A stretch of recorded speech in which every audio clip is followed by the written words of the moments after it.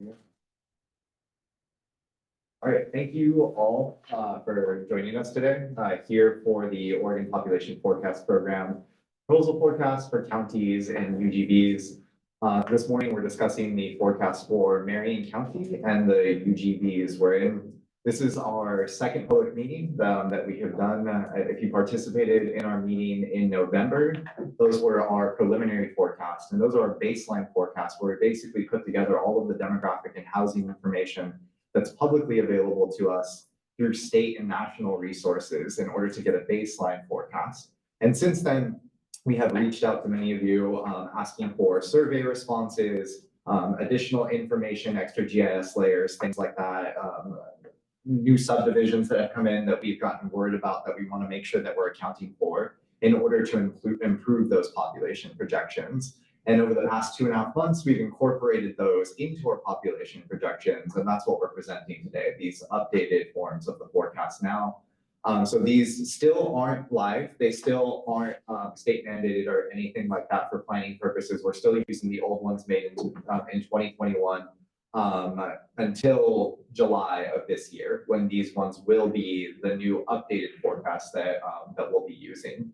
That being said, there's still a chance for some revisions if we're missing anything. At this point, we've done our best to try and collect as much information as possible in order to get the best forecast possible. That being said, there's maybe some new information that we come up, something may have come to your attention or our attention that we've missed, and we do want to make sure that we incorporate those before the end of this cycle. I'm going to give all the timelines for that as we go through here. But these are more final than when we showed last time, but just do know if there is something big that we're missing that we need to incorporate, we're happy to include that as well as part of the process. This is part of that input and review process as well. We're just a little bit further along this time.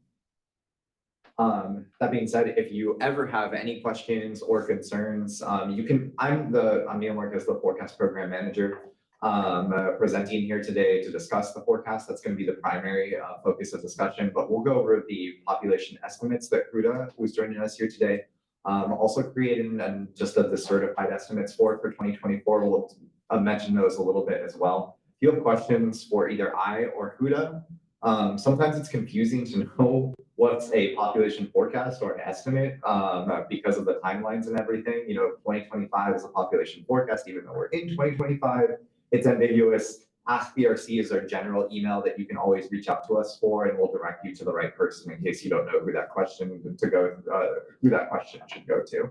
So always feel free to reach out to us there. After this week, the new updated proposal forecast, which we're presenting today, will be on our website. At that link, all of these slides will be on our website as well, and the meeting recordings will be on the website as well. So you'll have access to all those numbers. We just want to have these meetings to discuss the numbers first before you got your hands on them. And then again, we'll show the timelines on where we're working with those numbers before they come finalized in this presentation. It's me, Ethan, and Huda here today. But there's a large team at PSU PRC helping to make these projections possible. And even on the program forecast manager, there's a lot of work that gets put in by the team in order to make these projections possible. So I just want to give them a quick shout out here. It's a list of our collaborators and everyone who works at PSU PRC. And just an outline today, just a quick introduction on like why we're here, what the population forecast program is, how we do our forecast first.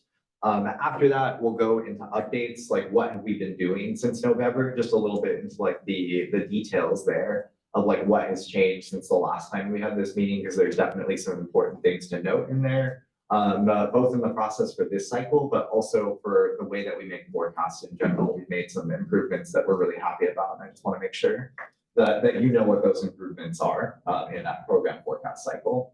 We'll go over the county and what's driving the county population change at this time, and then we'll dig into the UGBs, the specific UGBs. And there's if you can see the bottom right there, there's 150 slides. We're not going to go in detail on all 150 of those slides. We'll definitely spend more time talking about the locations where y'all are from.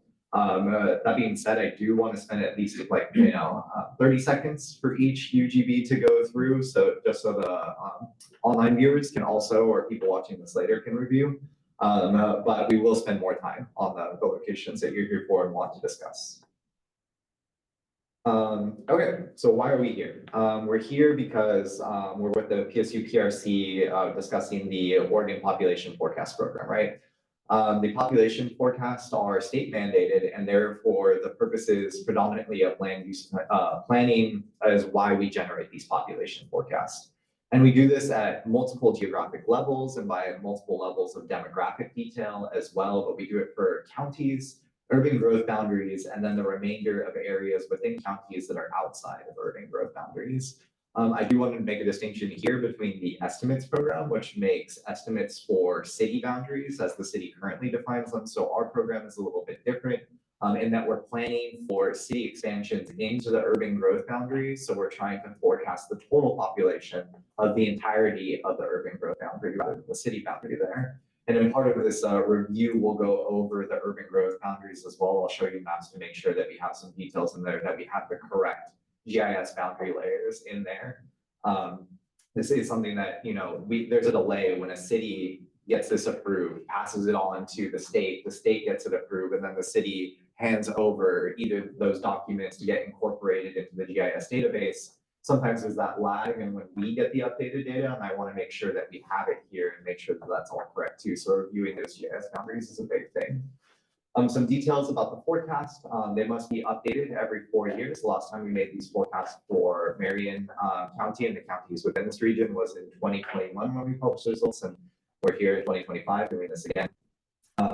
They cover a 50-year forecast horizon. I know the planning period is a 20-year horizon, and that's what a lot of people care about, 20 to 24 years, because that'll be the 20-year planning horizon for the next 4 years until the forecasts are updated. But our forecasts go out for 50 years. It's for more extended planning and to just have a general idea of where these population projections are going. So for all of these, we'll be showing the 50-year horizon moving forward, include the most up-to-date data. This is including from the survey responses from y'all, but also getting the most up-to-date birth, death, migration data from various sources, Census Bureau, OHA, internal sources within the state as well to give us signals of migration, incorporating that, allow for public input and objections. That's why we're here. That's why we're having these discussions right now, the ones in November. And methods and results are publicly available. We always put our numbers up online. We have our methods from previous years up online, and when our methods are when we publish these official results, you'll have the complete detailed methods as well online on how we created and generated these. But we're also open to having that discussion at any point today. And we'll go over a little bit of a review of the methods today. We went way more into it in November. And just because we have more to discuss this time, I'll cut that just a little bit shorter. So we started the cycle of making the forecast in July when we ended the last cycle for the last group of counties in Region 3. And since then, in July and August period, we've been updating the data and methodology and prepared those preliminary forecasts, which we presented in November of last year.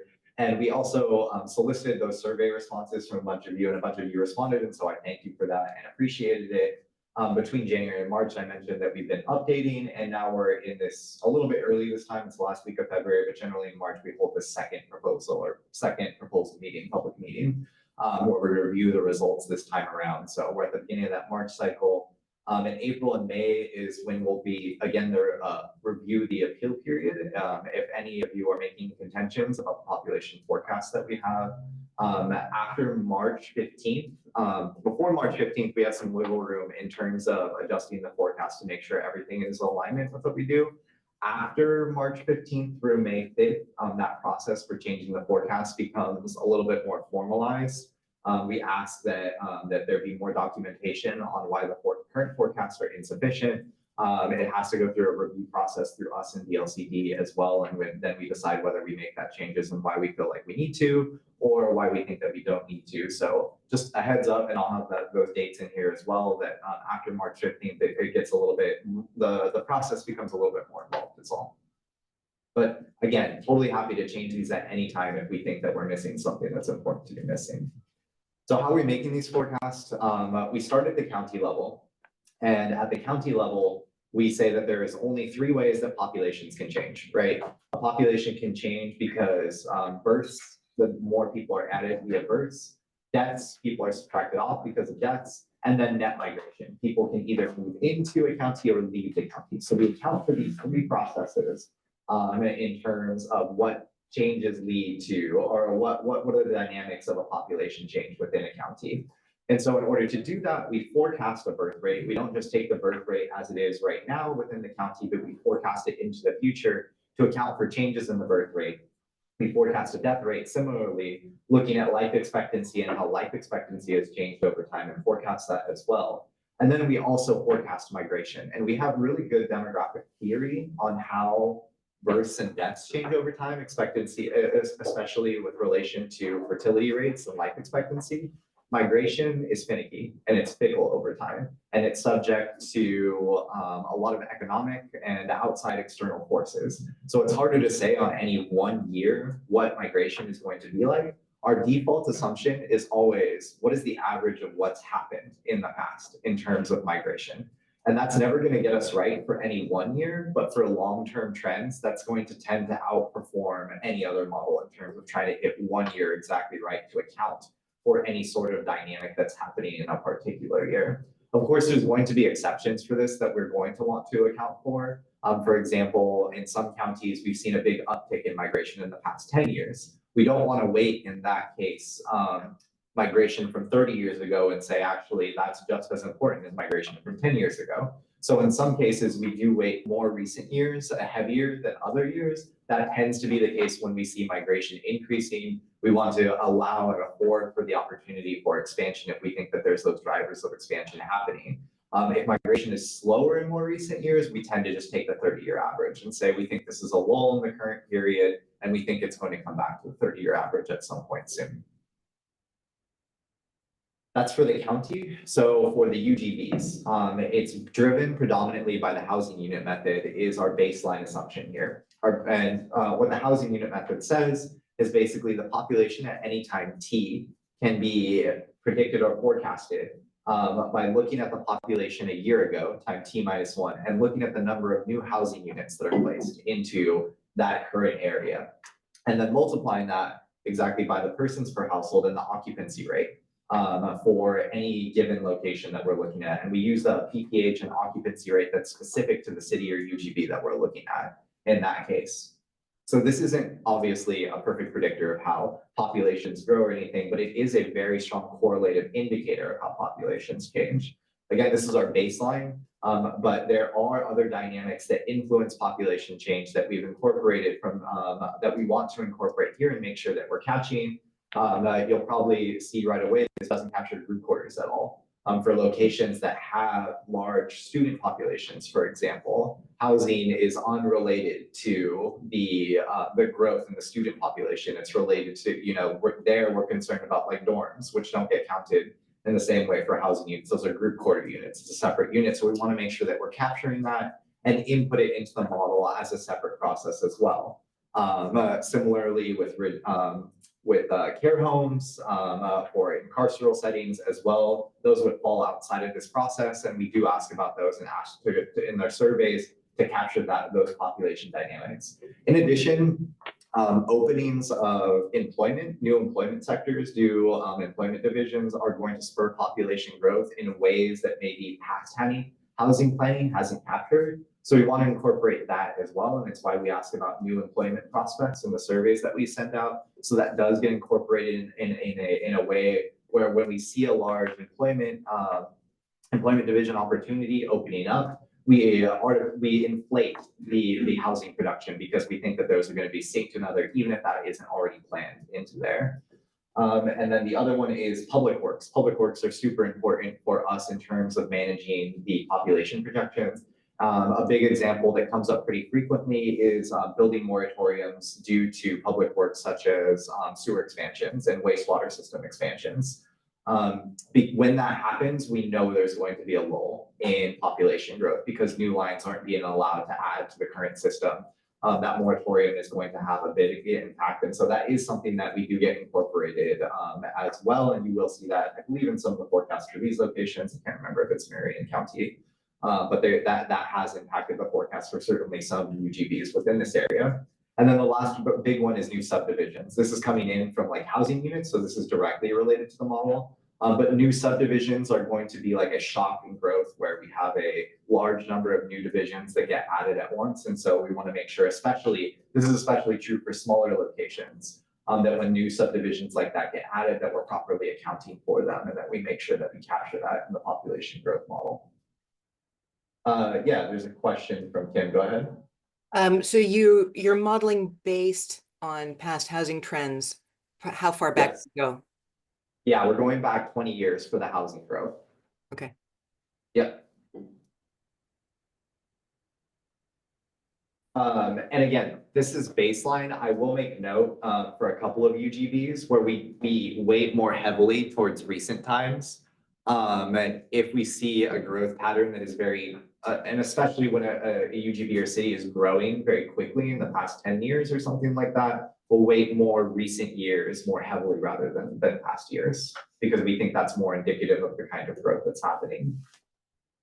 So after this meeting, we're going to show the numbers, present, and then we'll ask y'all to email for further follow-up if you have contentions or think that we're missing something in these forecasts moving forward.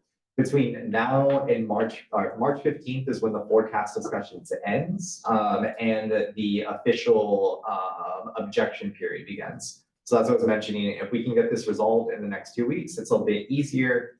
After that, we enter the more involved process where there is a form for you to fill out that gets sent to us in the LCD in terms of changing those forecasts. That begins March 15th and will continue until May 5th. We'll review those as they come in, but we will make a decision by the following week, and everything will be incorporated by May 15th. After that, May 15th, the forecasts are finalized at that point, and we're writing documentation. We are writing the reports that will go up on the website a month later, June 15th. Those will be on the website then for you to review, but they become the official 20-year planning horizon forecast on July 1st of 2025.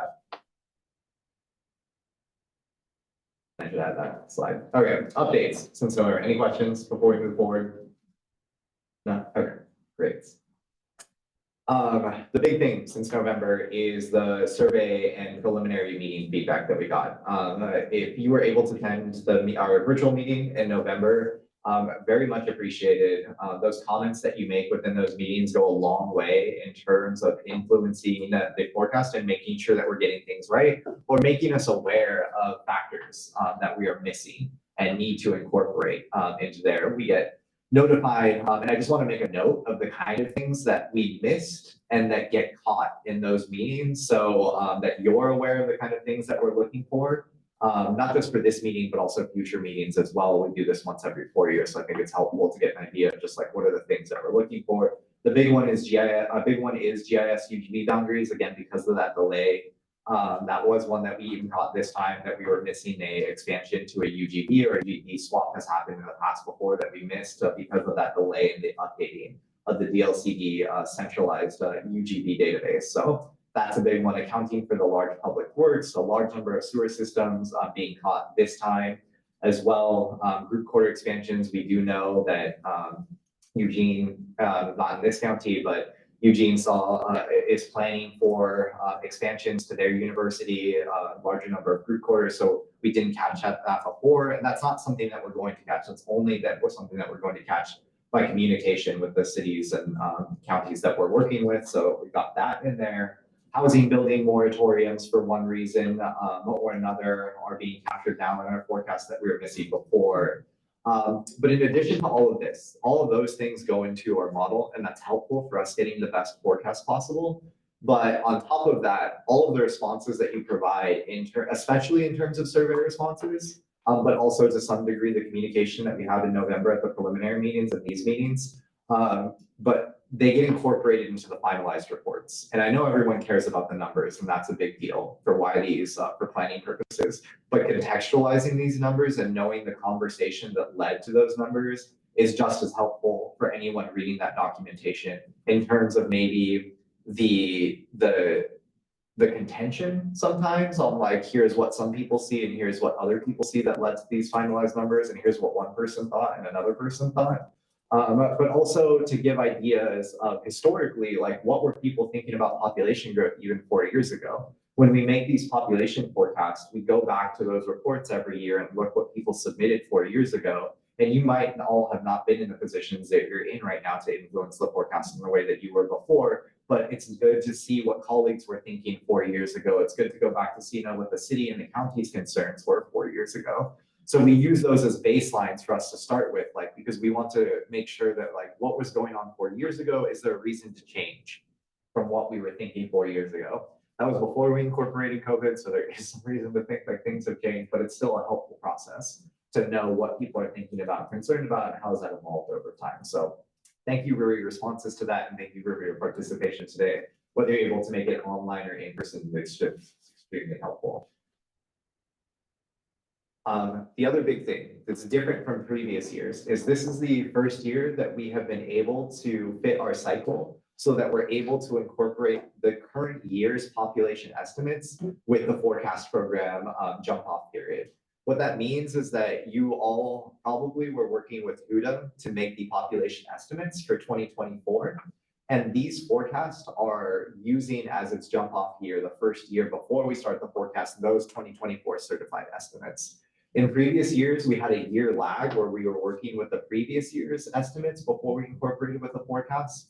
And CUDA was graciously able to move up the timeline so that we were able to work with this simultaneously. It means she needed to move a little quicker, and so I thank her for that. But I think at the end, we have a better product because of it. And more importantly, the concerns that you implement this year related to the population estimates automatically then get reflected in the population forecasts as well. So it means we're able to have a better response in terms of incorporating your concerns and your ideas about what population changes look like over time into the forecast. So that is a big change, and I want to make sure to throw that out there that we have been able to do that starting this year. The other thing, which is also pretty exciting, is we're not the only one that makes population estimates and forecasts for the state of Oregon. And for the estimates in particular, the Census Bureau is a big one in terms of making population estimates for the state, county, and cities we're within. You may or may not know this, but the Census Bureau has said that Oregon has been declining in population for the past 3 years, or at least they said this in 2023. But in 2020, and that is not what we've been saying. We've been saying Oregon population isn't growing.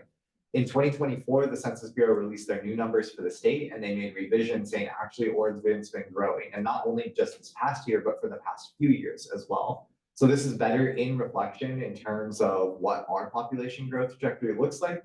We think that they've actually taken it too far, and now their population estimates are higher than ours, and we have some reasons on why we think that's the case. But it's nice to have this agreement now that we are at least in the general trend of Oregon growing in terms of population rather than declining in previous years. Fertility changes. So I've mentioned this again in November, but we have some updates now. You probably also already know that Oregon is one of the lowest fertility rates, lowest birth rates across the US. This has to do with aging. Oregon is also an older state than most other states within the US. But even after accounting for aging, the fertility rate within Oregon is considerably lower than other states within the US. There was this general idea when the pandemic had started that fertility rates were going to be impacted, that people, because of the economic uncertainty, because of the public health uncertainty, were delaying having children for some time, and that was going to pick up later. And there is no evidence of picking up later so far. We're 4 years out, and fertility rates have not bounced back at all. This article was published in 2024. This is indicating stating this, that it just keeps popular birth rates keep falling. And this isn't an Oregon problem.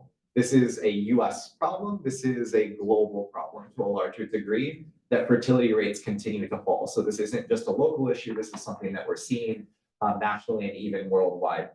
But I put this here slightly optimistically because 2024, at least the preliminary estimates that we have so far, is the first year since COVID started that we saw more births than the previous year.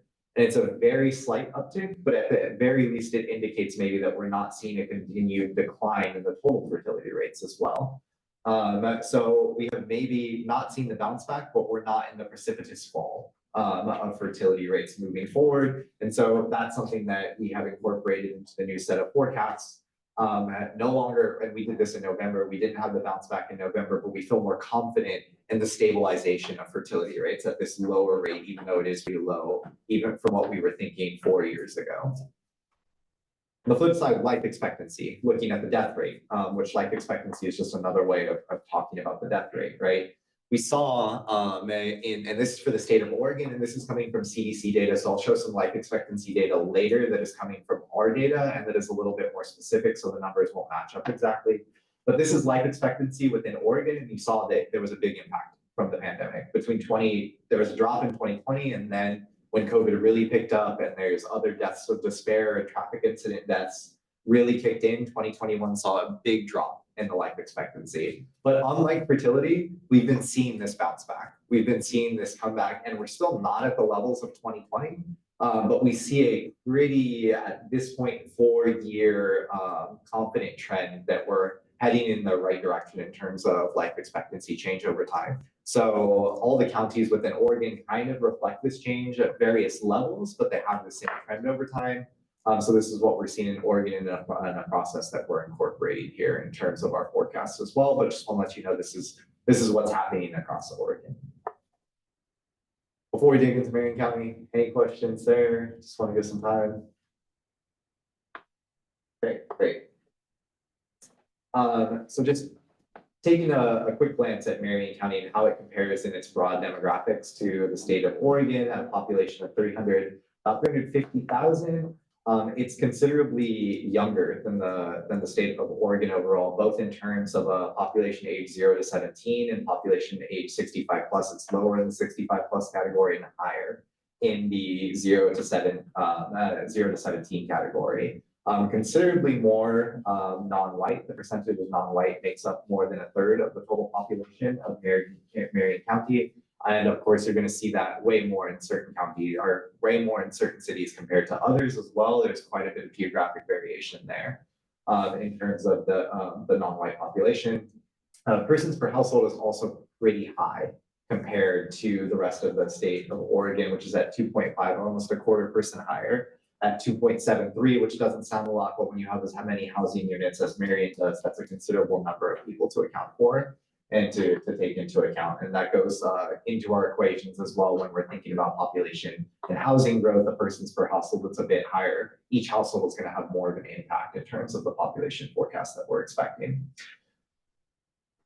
So beyond the census, so these come from the 2024 estimates that PSU PRC makes in its estimates program. We've seen more modest growth in Marion, and some years since the pandemic, some decline. So between 2020 and 2021, we saw a population decline of about 0.2%. Since then, there's been some rebound, but since the pandemic, population growth has slowed within the county. There are a couple of reasons why that. Obviously, COVID is having an impact here in terms of the amount of economic and housing development can happen. But there's also these patterns that I alluded to before, where it's unlikely that fertility is going to bounce back in terms of that contributing strongly to population growth. And we think that is a lasting effect. You know, even if we think that migration is going to bounce back, we want to make sure that we're not overestimating the impact in terms of the young age population that we're having for long-term sustained growth. Here's just a quick glance at the employment changes. This is a very complicated graph because there's a lot going on here, but I put this in here because online you can isolate and look at any particular sector in terms of the kind of job growth that is looking at for the county as well. We don't incorporate this into our forecasts at all. This is more just a signal for us of our baseline assumptions correct in terms of things are moving along the way of growth that we think they are. So if we see a big decline in a particular industry, we want to know what's going on there. We want to reach out into a particular sector and figure out what's happening. Obviously, government is going to have a huge impact in employment within the county here. And so we want to make sure that the long-term growth trajectory for that is pretty stable. And it does look like it is there. It is in that case. But also looking at other sectors, in this case, education and health services, we do see that stabilized growth. And it's good to have a diverse section of industries as well. So they're not reliant on any one particular industry. And so the indicators that we see here, again, don't get incorporated from all directly, but we look at this graph and we say, okay, this is like a good sign of healthy potential demographic and population growth. So it's not something that we need to dig into further more than anything. In terms of accounting for migration, we do forecast those net migration estimates, but we also want to know where people are coming from again to get a better understanding of the ins and outs and if that might be impacted in the next 15, 25, 50 years. harder to say on that 50-year timeline, but definitely in the next 15, 20 years. So unsurprisingly, these are migration inflows and migration outflows. Unsurprisingly, the biggest in and outflows come from Polk County. When we're talking about Marion County, proximity is the biggest indicator for migration. The closer places you're more likely to move to than farther away places. But you also see the connection to other economic centers. So a lot of people moving from here into Multnomah, lesser so, but some people moving in from Multnomah, more people moving in from Clackamas than are moving out to Clackamas and things like that. So we can see what's contributing to population growth. And overall, we know that more people are moving into Marion County than are moving out. So that migration is having a positive impact in terms of the population growth that's happening in the county overall. So what do we think about Marion's total population growth? So this is the first forecast that I'm showing you for the county. And I just want to say what we're showing here before I dig into it. Everything to the left of that dotted line is a population estimate, which comes from the census estimates. They're based on the census for that decennial year. Everything to the right is a population forecast, and in the green is our current population forecast, what we're forecasting this time. In the black is the population forecast from 4 years ago when we made these forecasts in 2021. So there's a difference. We're lower than last time, which is a general trend that we're forecasting for the whole of Oregon. Population growth has slowed considerably since the last time we made those forecasts. Probably most notably is even though the forecasts were made in 2021, they were made at a time before the 2020 census estimates came in. They were also made before we really understood the impact of COVID and its residual effects on life expectancy and on birth as well. So those are what's getting incorporated this time that we're missing last time. That being said, the degree to which we've toned down our population projections, the degree to which they've impacted Marion is not as high as the way that they've impacted other counties, even though you do see a sizable difference here, even in the 10-year from 363 or 364 to 385. That is a what, 20,000 person difference here in the 10-year period. So it's worth talking about. That's not a small number of people. That's a city, right? In terms of our 10-year forecast. So we want to make sure that we're getting it right. I also want to show you what's influencing this. Like, is it births, is it deaths, is migration? So let's dig into that really quickly. So this is the components of change. And in this graph, what we show is we break down components of change into two groups. Natural change, where it's the births and deaths. So natural change, if it's positive, means there's more births than deaths. If it's negative, it means there's more deaths than births. And I'll say since 2020, across the state of Oregon as a whole, there's been more deaths than births. Marion is one of the few locations where we're still having, well, few counties where we still have more births than deaths. That has to do with a higher than average fertility rate. It has to do with a younger than average population within the county. Those two things are contributing to it. And the other one is net migration. Are we getting more net migrants in than are coming, than have been coming out? So that is the second one. So here we see that natural change is still positive, but it's much lower than what we were seeing in the early 90s. It's been declining over time. And then when COVID hit, we got from a yearly 1,500 more births than deaths to now 500 more births than deaths. So there was a big drop in the 2020 to 2024 period. In our forecast period, we think that's going to come back a little bit. But again, aging populations and declining fertility rate, we're not going to get back to those 90s numbers. We're not going to even get back to those like early 2010 numbers. Aging is happening across the board.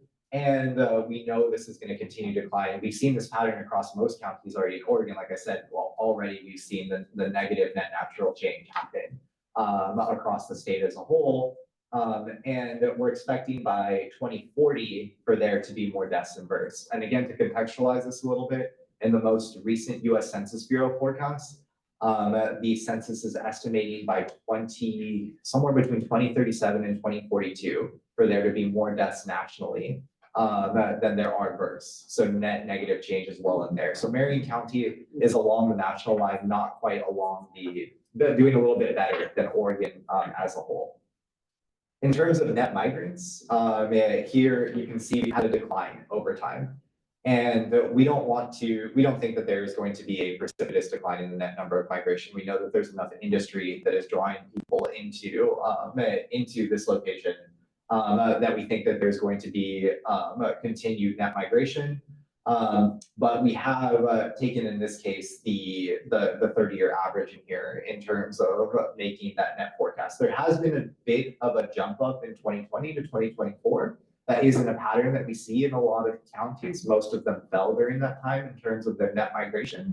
But we have at a level of what we saw in 2015, 2019 in terms of what we expect the migration to look like. Basically 2,000 more people coming into the county than are leaving the county in total. The flows of migration on the orders of tens of thousands.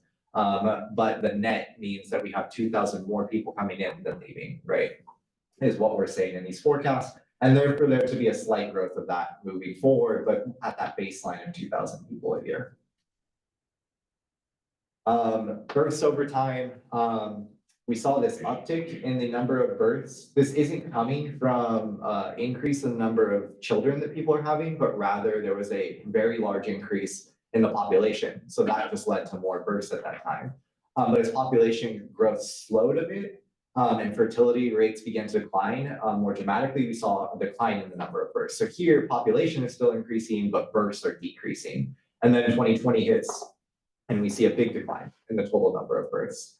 And again, we're not expecting that bounce back, and so we're kind of just continuing this trend of lower than expected births, now being mostly more impacted by, actually Marion does have a pretty high fertility rate, so we expect that to come down and look more like the state average over time. So this impact is probably due to both aging and fertility rate decline over time. And I'll show the fertility rates for you so you can see that as well. But just looking at the raw numbers, a declining number of birth rates in the forecast period as well. The deaths in the past and also looking into the future, again, generally increasing over time, but you see a big uptick with COVID. With our life expectancy gains that we've made since 2020, we're expecting that to come down. So we do see a reversal there. But the general trend as population ages is more deaths over time. And so we expect this linear increase that we were seeing before, and then you can see an impact of aging boomers with boomer generation happening, so leading to a more bigger 10-year jump than you've seen in past years, but then a decline. That's what is happening in that section of the graph over there. So general increases in the number of deaths. And this increase in deaths and decline in births is why you see negative net natural change here happen over time. It's that dynamic interacting with each other, and why by 2040 we see that negative occur. So looking at life expectancy, again, we haven't hit back to those levels of pre-2020 yet, but by 2025, we think we're going to be somewhere around there. And that's what you see on the bounce back over there in terms of life expectancy. And so that's what we're forecasting for Marion County. Marion County has a slightly lower life expectancy, but it's almost negligible, slightly lower than the rest of the state of Oregon, but very close along those lines. Whereas the fertility rate has historically been very high within Marion County. It has become much, much closer to the rest of the state of Oregon in more recent years. Part of the reason is relative to the rest of the state, Marion County has a high Hispanic population. Hispanic populations tend to have a much higher fertility rate, especially in first generation households, and that's true within Oregon. And we've seen that pattern across the US and in Oregon diminish over time, where this isn't just Hispanic populations, but this is a driving factor that's happening here, where Hispanic populations tend to have now a fertility rate that is much more similar to the overall population, rather than having this really high fertility rate that's going on. So we expect the fertility rate within Marion County to stay above the state. Even if you look at the state in 2020, it's at like 1.37. Throughout the entire forecast period, we never think Marion's going to get that low, but we do think that we're going to expect to see population decline moving forward. I think this is a pretty optimistic fertility rate, but I think it's still within the realms of reasonable assumptions as well.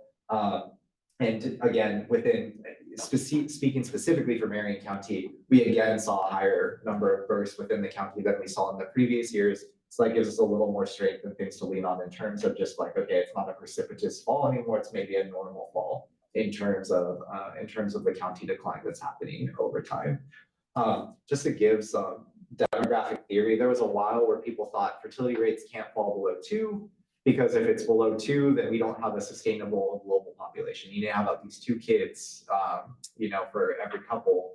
Otherwise, we're gonna have less people less people in the future than we did now.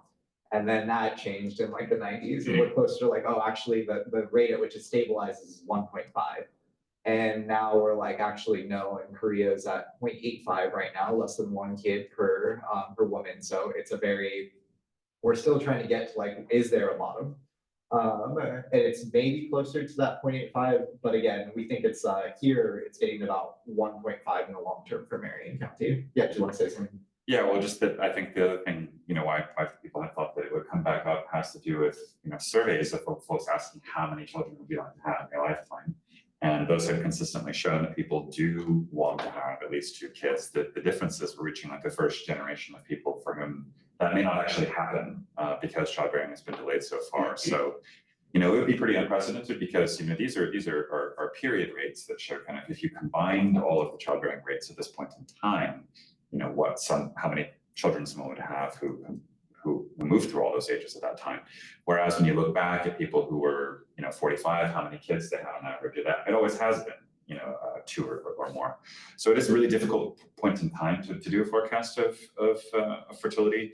I think we're trying to keep our eyes on the most informative thing right now are kind of attitude surveys, in terms of what people are saying, are their intentions, are they, when are they also getting married? That's happening later too. That's also still highly correlated with childbirth, and those indicators are suggesting that this lower trend could persist for the forecast window. There was definitely a while where the thinking was that people were going to have as many kids. We were just shifting this off to later in life, and with medical advancement, technology advancement, that was more possible. And while we are seeing the population age 30, I think it starts at 35, maybe even 30 and older, having more kids than they were previously, it doesn't outpace the fall in terms of the number of kids that are occurring amongst the population age 20 to 29 and anything like that. So it's not enough to make up for the decline that we're seeing. Yeah. Yeah, and it is a bit of a tangent, but it is something that we're really interested in because it is such a dramatic change. We talked to folks who have been studying, ART, assisted reproductive technologies, but understanding is that the technology and the prevalence of this is not yet enough to really move the needle in terms of actual population level effects. So those higher fertility rates at older ages are just not making up for the declines. Yeah. So we know this population aging is happening, and we know people are having less kids. What does that look like in terms of the composition of Marion County? So here I'm showing age composition or age pyramids, population pyramids. And if you're not familiar with them, it's basically a pyramid that has young ages on the bottom and old ages on the top. And in a very young population that looks like a pyramid, where you have very few people at the top and a lot of people at the bottom. And in 1990, it did kind of look like this. You can still see a very, very large working age population here influencing the total population. Oh, I should say left of the graph in blue is male and right is female here. And so you see that happen in the 90s, but by 2020, it gets a little bit more uniform. Over time, there's less of that distinction between the working age and younger populations, and you do see an increase in the number of young population. Remember, births were increasing during this time in that graph that I showed you. But by 2030, 10 years out from now, accounting for these declining fertility rates, we expect to see the number of young age children actually start to decline over time. And this is something that we've seen in recent years already. This isn't like a new trend that we're imposing. This is just like the 10-year outcome of like already what it looks like this. Remember, there's already 5 or 4 years of process happening into this.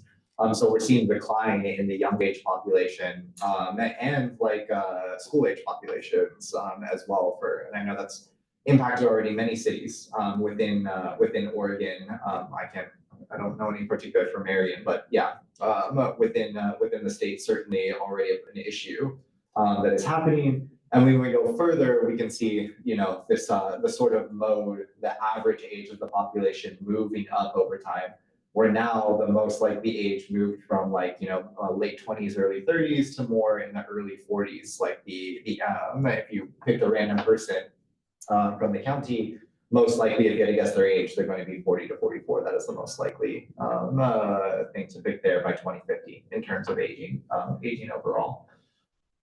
There are already counties that look like this within Oregon, so this is this is not in a model that is unheard of or anything like that. So this is more of just like we've already seen this process happen, and we expect it to catch up with Marion sometime in the coming years. In terms of race ethnicity, so starting 2 years ago, we were asked by DLCD to make population forecasts by race ethnicity, and we do this by very broad groups in order to capture population dynamics for those broad groups. So they are mutually exclusive of white, Hispanic, Black, Asian Pacific Islander, and American Indian, Alaskan Native. And Marion, I believe, is either the most or second most, has the second most percentage of non-white in the state of all of the counties. And it's particularly driven by the Hispanic population here. Since 2000, at least in the way that survey or census responses we get, we have not seen a noticeable increase really in the white population. A lot of the growth between 2000 and 2020 has come from the Hispanic and the non-white population. More generally, overall, there's a couple of factors at play over here. I definitely think that the Hispanic population forecast that we have here is a little bit, is definitely going to be off. There is a process of people moving through different categories of how they identify as well. And third, fourth, fifth generation Hispanics tend to more often identify as white than for second Hispanic generation. So you might get someone who we labeled in this categorization as Hispanic in terms of what we think of the process, but actually maybe, you know, might identify as white. So there's things that could change. This is all to say there's a diversifying within Marion. I think that's the process that is really interesting here in terms of the total county. It's also to say of the people who I currently identify as white within the county, their average age is much older than the non-white population as well, and why you see this population decline. If I showed you a graph of births, it would look even more disparate. You know, there are very few. There's much less disproportional number of births in the white population compared to the total population. That's because lower fertility rates and the age of the population as well also happening on there. So we have a majority minority here by 2050. It's going to happen. I don't know if I would bet $1 million on that, but like the general trends here are definitely something to consider in terms of the population change. Do you remember when US is supposed to be projected majority minority? I can't remember. I feel like it's around that same period, which may be in line with the other demographic factors that are coming in for the US. We don't coordinate these things with the US Census Bureau. It's just nice to see when we have a similar idea of like what the trends are and everything.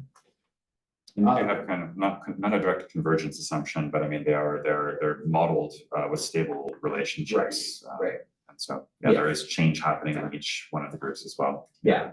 Okay, so that was a lot, and this graph is way too convoluted to get anything out of. Again, I throw this here because it will be all online and it's all interactive. So if you want to like highlight a particular location or compare it to another one to see what does Gervais look like in terms of population growth and like, you know, what is, how does it compare to like another location? It's just like, well, I still can't see anything there. So you can zoom, I can't, because I can't control backflip.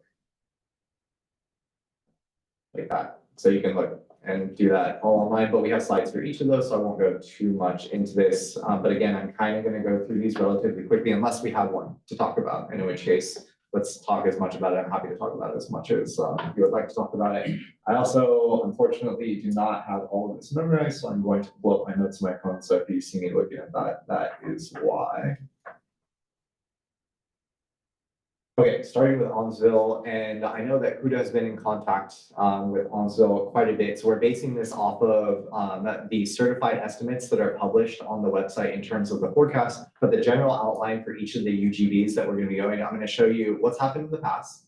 On the right-hand side, we see population growth during the census years and housing growth during the census years. And we throw housing for the cities because that's what we're using for our forecast model, right? So we want to look at both population growth and housing growth and how those line up with each other. We show these population age 65, employment rate, household income as general indicators of like what's happening within the city or county. And what we're looking for here isn't any absolute level, it's rather has this changed dramatically over time. Because when we see something like household income change over time, like the way that it happens, like within Amstel, we know that there's potentially a change in the kinds of households that are in there. And I will say all of this is $2024 inflation adjusted. So this isn't inflation that you're seeing. This is actually household income within the particular city that is making a bit of a change. But housing occupancy and persons per household and getting incorporated into the model. Here you see a very high persons per household here as well, and a very low vacancy rate, high occupancy rate. Great signs in terms of future population growth.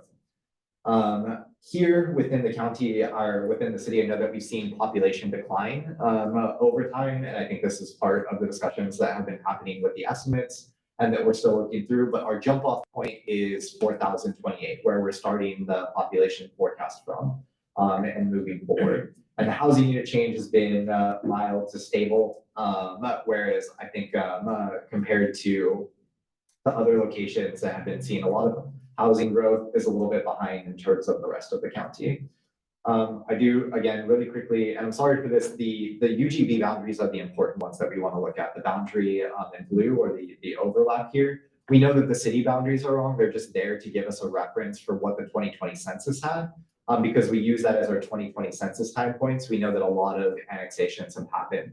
Since then, maybe not for Amstel, I'm not sure about Amstel, but definitely for some of the larger ones, like you'll see in Salem, like that city boundary is wrong, but the UGB boundary should be right. And that's what we want to make sure is correct here.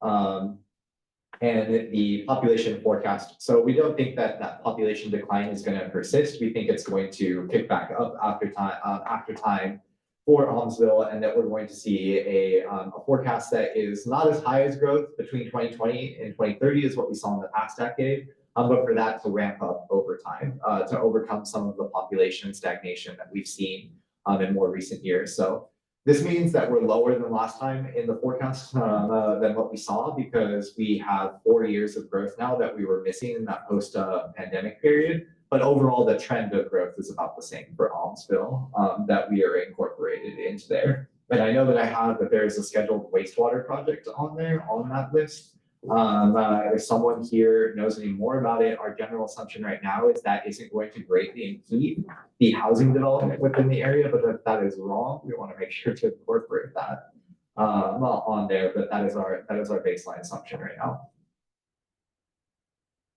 And growth Amstel, so for each of them, I'll also be showing percent growth for each of the locations, how it compares to the county overall in blue, the region, which is all 6 counties together, and then the US, which is the brown forecast, and that is the forecast from the US Census Bureau. Oregon's growing faster than the US, so you'll see very few cities growing slower than the US overall. And then cities will fluctuate around the county. You can see that Amstel has historically grown very quickly, almost making the rest of this graph hard to interpret over time. It has slowed down in recent years. We think that'll pick up some with the housing production increases in coming years, but converge to the county average over time. Also, as counties grow, they're going to grow slower, right? Like adding 100 people, a 10% growth for a 1,000-person county or a 1,000-person city is way easier than a 10% growth for a 100,000-person city, where you need to add many more people to grow 10%. Okay, Aurora. In here, we have seen sizable growth both in the population and in the housing units. A population that was age 65 plus that we did notice a notable jump in increase, going from below the county average to above the county average. We didn't get a clear answer on why people thought that might be happening. It is a smaller location. People may be aged in place, maybe a migration issue here. But we do know that there was a water line that was recently developed in the past 10 years. I think that helped to sustain growth in the area. So we don't have any growth impediments in here built into the baseline assumption. We have seen a slight decline, averaging probably to net no growth, like within the area since the census. and similar in the housing units within the area as well.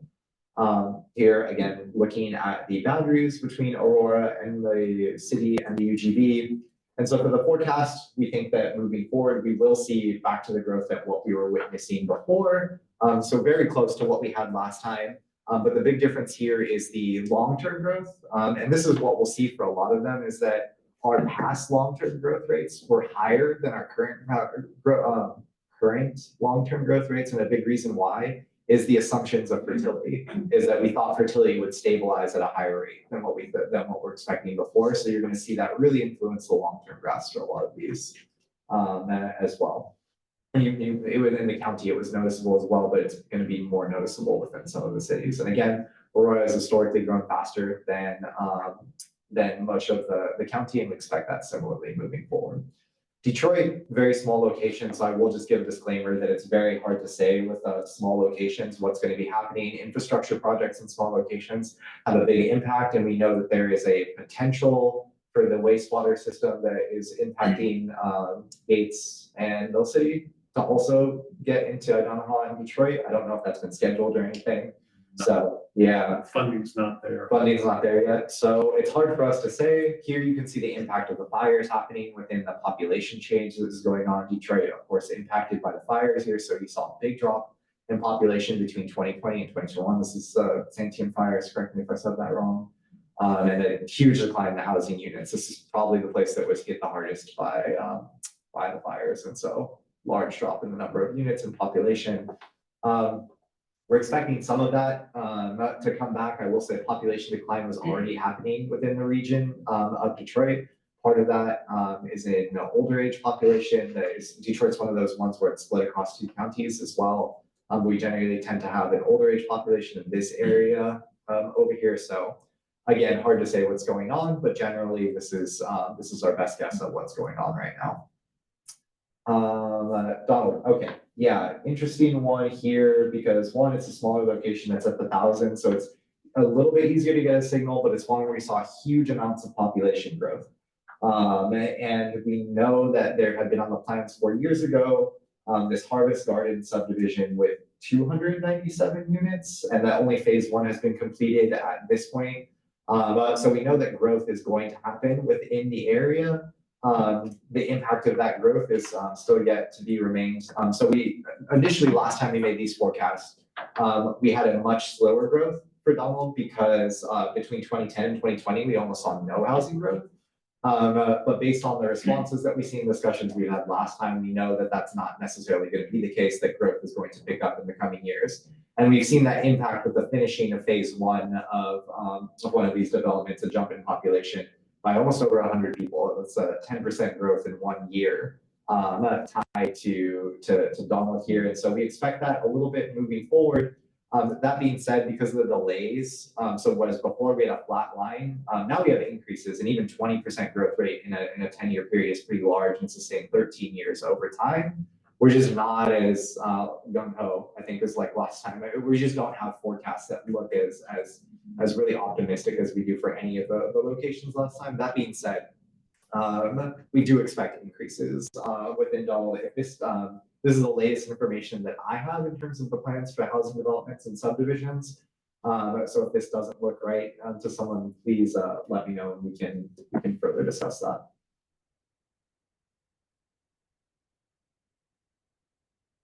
Yeah, okay.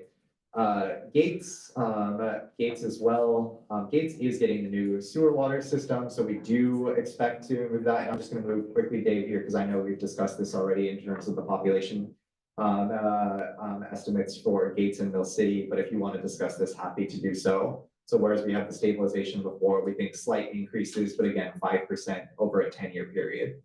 So it's a very modest amount of growth over time, jumping between 150% increase over a 50-year period is, so not expecting this jump in population size anytime soon. Again, under 1,000 people, a little bit hard to say. Gervais, just north of the city, or north of here, rather. Smaller population as well at 2.6. I have noted here that it is both a young and high Hispanic population, and it does look like that with a pop 65 plus, only at 7%. This is a very young population who is within here, but it has been impacted by slowing household growth. Moving forward, you see like in 2020 to 2010, we saw 30% in the housing growth, whereas 2010 to 2020, only a 5% in the housing growth. So I don't have notes that we've adjusted this, but let's take a look at the population change over time. So it does look like population has increased more substantially than what we saw between the 2010 and 2020 census here in a couple of years, and that's tied to a housing unit increase, but it fluctuates a lot, 0% some years, 63% some years. So it's a little bit hard to say. So a little bit less than what we had last time. Looking at these numbers, I do feel like I need to make a note here that we did probably pick this up to reflect the fact that housing growth in the last 5 years, 4 years has picked up since 2020. So I'll say that right now, but I will confirm that if anyone's here for base that we have done that for the population projection. So lower than last time, but this lower than last time is probably just a reflection of the county overall is lower rather than anything that we've changed specifically about your base. And growth rate, you can see, was absurdly high back in the 2000s between 1990 and 2000, but has mellowed out, and we expect it to look more like the county moving forward. Hubbard, also a very young population, moving here, and although we saw some slowing of housing growth, I know for Hubbard we've adjusted it a bit moving forward to reflect a little bit higher population growth and housing growth for the time. Again, very low vacancy rates, less than 3% in 2020. So all the housing that's there, high occupancy was there, and definitely this big jump in household income as well. Pretty good signs of population growth. Since the census, we've seen some decline in the total population related to the stagnation in the housing unit increase over there. But the long-term trend is very similar to what we had last time. Cities are going to have lulls in their population growth. We don't want to say that like what we've seen in 2-3 years is a guarantee of like what's going to be moving forward. For us, the long-term trends are more important.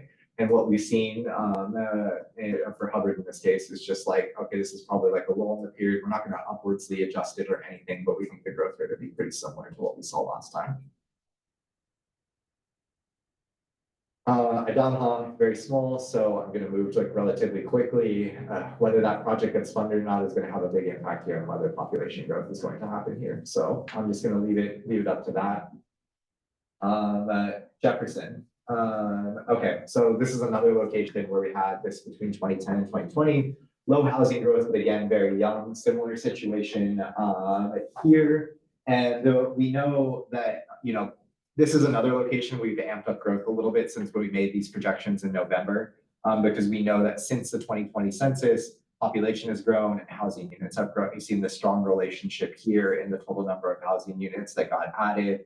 Almost 50, 60 units here within a single year, an increase of about 30 units between those 2 years. So 100 units over 2 years. This is a pretty strong sign of growth. Again, in the same way that we don't want to do it for like the lows, we also want to do the highs. We don't think there's going to be, you know, a sustained 100 units every 2 years that is growing within Jefferson. Nevertheless, we have made that upward adjustments a little bit. It's not as high as last time. And again, this is a revision of down just overall of growth over the county. But again, I think that like relative to most other locations, an 11% growth even in the 20-year period of 13% growth is still pretty high for Jefferson. Okay, big one, Kaiser. So Kaiser population growth, again, very young population compared to the state overall. Low occupancy rate even for a large location. And oh yeah, for Kaiser this doesn't matter, but when we get to Salem, the populations that you'll see are split by the county. And I'm happy to provide the Salem total populations as well across county lines, but because we're dividing this up by county and we're mandated to do the county specific ones, we will present those. But just so you know, the population totals don't look right, it's because they're split. And increases in household income, very stable persons per household. Across the state, persons per household is dropping as household size gets smaller, less kids, older populations and things like that. So having a stable persons per household is generally a good sign, only dropping between 2.69 and 2.64. It seems like it's a bit stable. The housing growth for Kaiser has fallen off a little bit. The more recent increases have been more modest, and we saw a slight population decline. This happened in a lot of cities, right, post-pandemic, is that some small locations grew and a lot of people were moving out of the cities between 2020 and 2021. So that is a pattern that we want to make sure that we're capturing, and it is going to affect the 10-year growth rate, especially between 2020 and 2030. But for the more long-term, you might see some of that bounce back to some degree. Housing growth has been a bit more stable, even though you saw that population decline. I think at this point, even more annexations has happened within Kaiser, so that UGB and city might be even closer than what I'm showing here. And also, if this is hard to like decipher from, you can also we can go in and examine city boundaries or UGB boundaries rather to make sure that we have those correct or anything. You'll see that between 2020 and 2030, we expect less growth than what we saw in previous years, down from 8% to 5.5%. But we expect long-term for that to more pick up over time when we get over the COVID period, for us to be back up to that 8% before we start, slowing down in growth over time. So slightly higher than what we had. Part of this is we underestimated, I believe, Kaiser growth before the 2020 census estimates came out. We actually saw more growth in Kaiser between 2010 and 2020 than what we were thinking. So our census adjustments have made up for this as well. But more stable growth within Kaiser than what we had projected before. So actually a little bit higher than last time. And I said this in our last meetings. I should have said this before for this one. You might be, if you're asking yourself, where is Kaiser going to grow? Our UGB boundaries don't allow for that kind of growth. We make these forecasts explicitly not using as a restriction the UGB boundary. These forecasts are supposed to be made in order to make adjustments to the urban growth boundary. So it would be, we would artificially say cut off everyone at some point if we, made those forecasts within there. A decision point for these forecasts is expansion of the UGB boundary. So we don't explicitly incorporate them into as a limiting factor for these projections. Sometimes that can be a problem, but it's good to throw that out there. And we just want to make sure we make that clear. Mill City, Dave, I'm going to just go through this because I know we've talked about this a bunch.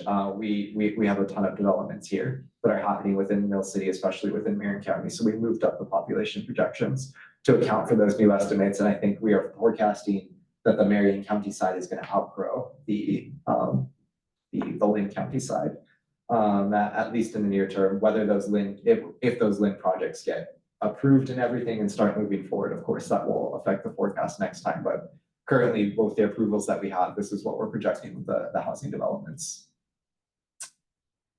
Mount Angel, very slow population growth in the past 10 years and a slight decline in the housing growth moving forward. Since the census, we've seen some population increases, but we're definitely projecting slower growth than last time with that housing development slowed that we saw. So this is a combination of that and the overall county being brought down, a more slow growth in Mount Angel up there on the north side of the county. Salem, okay, Salem population growth, also a big one here. Big stable jumps in housing units, although that declined a little bit between 2010 and 2020, actually increases in the persons per household. So for our forecast, we always use the 2020 census as a indicator of what persons per household is going to look like moving forward. So 2.60 is the working number that we're staying at. We do look at trends over time to see if there's any reason that we should make some adjustment for that. And Marion is on the cusp of that. I don't know if there was strong enough justification of 0.07 increase over a 20-year period. It's worth talking about, but we didn't, just so you know, we didn't change it over time. That's the number that we're working with, 2.6 individuals per occupied household.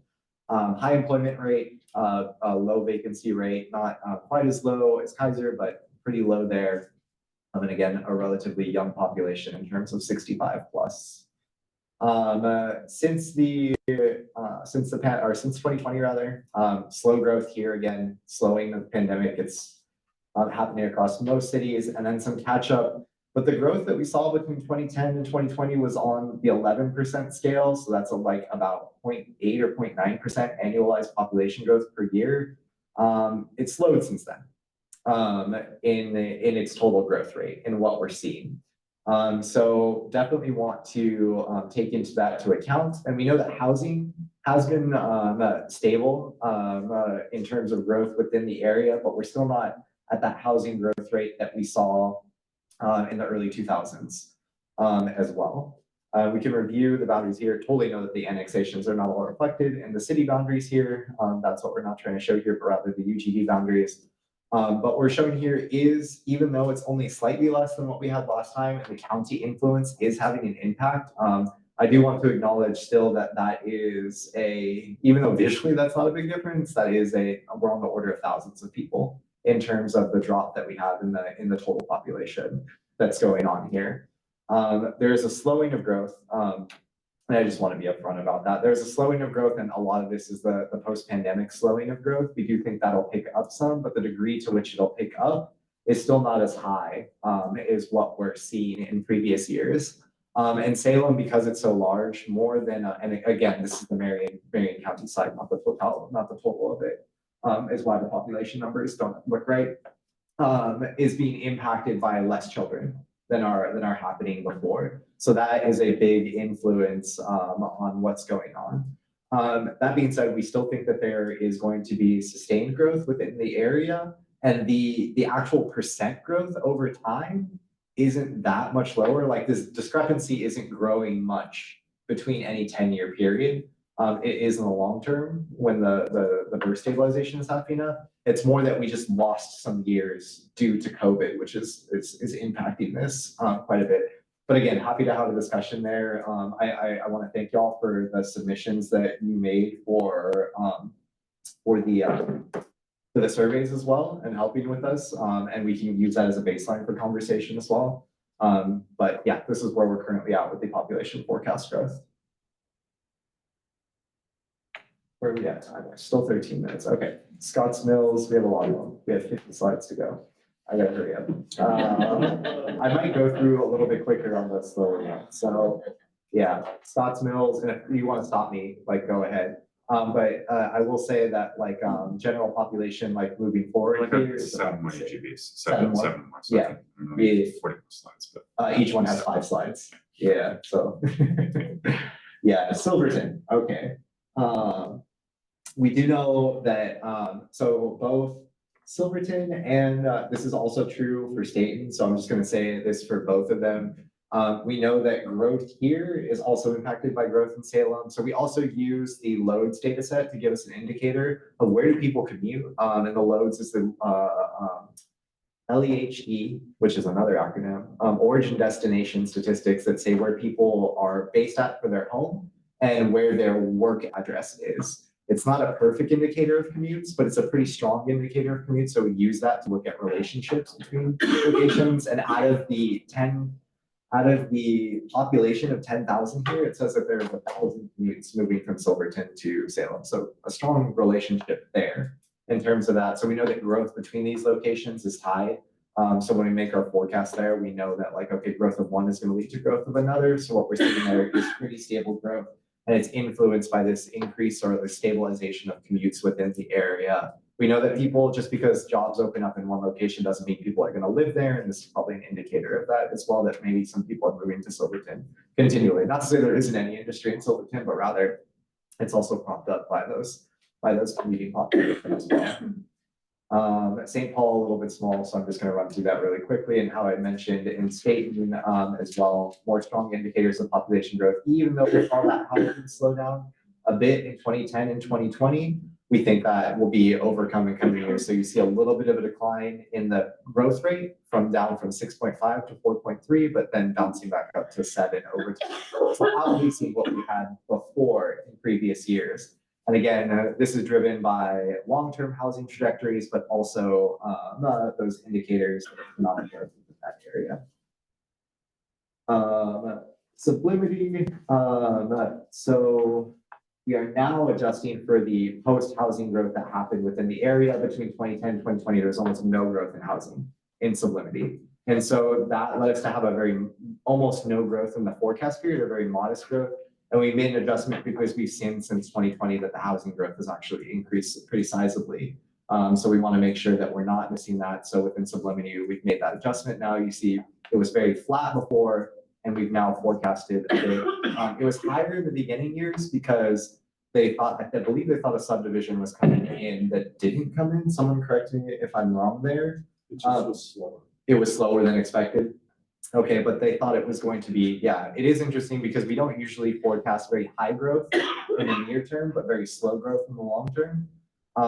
It's more along this lines of like stable growth over time that we're doing now. So I'm not sure. We usually have a reason for most of that, but I couldn't find a justification on that sublimity one. Now it just looks more like most other locations. Turner, definitely want to talk about this. Another one where proximity to Salem. We want to talk about this. I will say now that the forecast looks very similar to last time. We've just seen the very similar indicators of growth. COVID hasn't impacted it as much. Even in the 2010 to 2020 period, you saw a slowing of housing productions, but 27% housing production increase is still very large. So coming down from 50% to 27% is not that actually big of a deal. High employment rates, an increase in household outcome, and high persons per household. Some slowing in population growth in more recent years, but again, you're just going to have some years with high growth, some years with low growth. You average it out, it's still pretty high. So our growth looks a little bit higher than last time. All for Turner, this is one that where all the indicators look like we're probably going to see similar growth moving forward. It's probably a little bit higher than even what we had in November, just because our estimates adjusted everything a little bit upwards. But very similar trend to November, very similar trend to 2021, just a little bit higher here. And I haven't gotten anything that we're missing any upcoming subdivisions or anything like that, but this is the general trend that we're seeing. Yeah. And Woodburn. Woodburn is the last one. So Woodburn, we did make some pretty sizable adjustments from November. Again, this is one where we had very slow growth between 2010 and 2020, and our most recent housing survey estimates. And thank you, Colin, for submitting this on the housing production survey. I don't remember everyone, so you sent me several emails, so I do remember you, Colin. The housing production survey gave us a better baseline of, oh, actually, there's a lot of development in the pipeline right now, so we need to account for that. So we've seen population growth really pick up after 2022, looking more like the 2010 growth than what we'd seen prior. So because of that, we've made these upward adjustments, and it's a little bit higher than last time. It says 17% growth between 2020 and 2030. A lot of that 17% growth has already happened between 2020 and 2024. So this isn't even in the forecast. This is the growth that's already happened through the first half of this decade. And then just moving that forward, the growth rate looks very similar to last time. We're just now at a higher starting baseline than before for Woodburn. And Woodburn, again, has these indicators of a strong, stable population growth with its very young population over there. I believe Woodburn is pretty Hispanic, if not very Hispanic as well, within that population up there on the northern side of the city as well. And of course, not too far off from Salem either. So these indicators of strong growth as well in there. And we rushed through that, and then there was some stable on there. So yeah, very similar on the growth to the rest of the county moving forward, although adjusting for this 10-year period where between 2020 and 24, we've seen that big jump off in growth already. So I'm happy to follow up. I feel bad because I've just been talking for like 90 minutes and we haven't had too much discussion. So if there's any questions or conversations that are open, happy to have that now. But also if you want to follow up later, like I said, between now and the next 2 weeks, if we've missed something, it's pretty easy to get that incorporated. And we're here not because we want to be dogmatic about these forecasts, but because we want to get your input and make the best forecast possible and make sure that we're capturing all of that in our forecast. So I'm happy to make changes. I'm going to defend the decisions that I made, of course, but like if we've missed something, I'm happy to be wrong. You know, like we want to do this in collaboration with everyone, not in contention. So I also want to thank everyone for taking the hour and a half of your day, either to drive out here and more than an hour and a half to come to these meetings and everything and participate. It makes all of this a better, more collaborative process. So thank you for that as well. So we can either have the conversation or reach out to askprc.edu, and we can follow up on conversation there. Yeah. I just had a general question. Yeah. So, like Amazon Distribution Center in Woodburn, do you factor that into? If it was in our survey, we do factor into the growth. If it's in line with the new housing development, so I will say for Woodburn, we had enough information about new housing developments that were coming in. That's like, these are probably linked to one another. We don't want to double count in terms of like what the impact is going to be. If we have a new employer coming in where we don't see the housing units, that's when we'll go out and reach out for follow-up of like, hey, give us a story. Because sometimes it's a replacement employment, something else that's coming in that's taking over another business. In that case, we don't want to ramp up. So your answer is it depends, which is maybe not as satisfying. No, this is one of the things that we reach up and follow up for. Yeah. Yeah. I think also is the case often that estimates of job creation when folks are looking to get approvals and are higher than what actually materializes afterwards. And yeah. Yeah, I will say that it's much easier to incorporate housing, not only because our model accounts for it, but because of the timeline of housing is very like set up. Like we know when permits go into effect, we know when building is supposed to start, we know like generally when it's supposed to be certified for occupancy. So that's easier to account for in the timeline. With employment, it's sort of just all at the behest of like, when is this company going to move here? And unless those dates are really solidified, it's hard to tell, you know? Yeah. Yeah. Do the housing projections, the new ones from the state, do they factor in at all? Because I know they're going to be more aggressive for Salem than we've ever kind of planned for, which will then inform like our policies, right, and everything going forward. We don't explicitly factor them in. We're looking at their projections and sort of like taking into that account. But I think that you're going to see, like, we don't publish our housing projections externally, but you would see a difference between the two of them. Moving forward, ours are more based off of historical, where theirs are taking into account a number of other factors that like are moving forward, like you said. So no, But I think there are two things that are like, on folks' minds. One is the fact that now, the projections are not the only source for the housing production goals anymore. So there's, even in cases where we've sometimes got a lower projection, we have to say total housing need is higher because of the growth from historic under production. So that's one element that I think sometimes, we've taken that into account, that the total housing needs are somewhat higher than even last round. Right, the forecasts make up only 1/3, and they're only a part of that 1/3 in terms of the unmet need for future housing. Yeah. And the second thing, is about middle housing. And that's really tough because we don't know yet what the pace of middle housing production will be like. It's just such a new thing that, there are even jurisdictions that just have difficulty tracking it and reporting it because their permit data collection systems don't, allow them to quickly identify where the middle housing, is built when it's built. So I think that's, by next time around, of course, in 4 years, we'll have a lot of data on that. And, but right now it's really hard to know what that pace will look like and what the data will look like about middle housing. But we'll be watching pretty closely and making sure that our city and UGB boundaries are accurate, because we want to watch that really closely, the pace of middle housing production, especially in the margins between outside city limits but within UGBs, and maybe incorporating that in our next set of projections. I also know it's 11:30, if any of you have to leave. It's totally okay. We're here until this next meeting starts, so I'm happy to continue conversations. But yeah. I might go ahead and stop that recording, but happy to have one-on-one conversations and things like that.